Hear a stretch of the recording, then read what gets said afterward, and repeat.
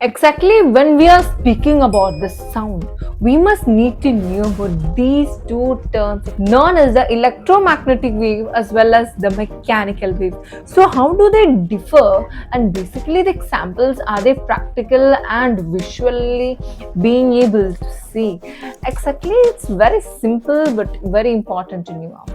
The electromagnetic waves relatively to the radio waves, the microwaves, the infrared waves, the visible light, ultraviolet rays, X-rays, and gamma rays.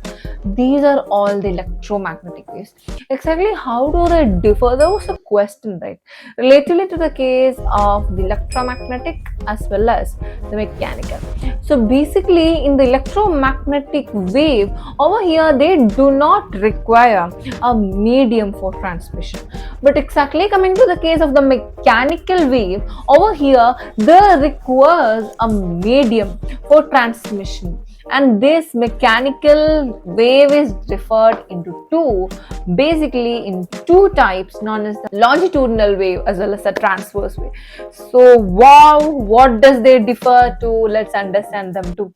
Exactly as you can see in this image, it's a tuning fork, and you're able to see that the vibrations, pressure variations occurring in air when the tuning fork is vibrating. The particles in the medium are moving parallel, which is vibrating parallel to the direction of the propagation of the wave.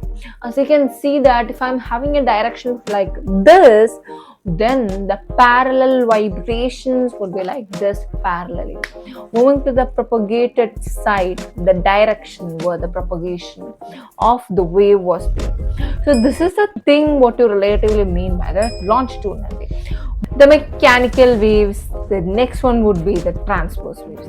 So how do they differ? So objects of a medium vibrate perpendicularly to the direction of the propagation of the wave.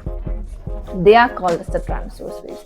So they are moving in a perpendicular motion towards the direction of the propagation of the sound, exactly what we said related to the longitudinal waves. So the examples of longitudinal waves. So the examples of longitudinal waves are exactly the sound waves and the ultrasound waves. And moving on to the case of the transverse waves, over here you can see examples like light waves as well as the ripples on the surface of the water. So these all can be said as examples of transverse and longitudinal waves. Subscribe right now. I'm Neha Sara Nelson from Nelly Sisters YouTube channel. See you on the next video. Till then, bye bye and thank you.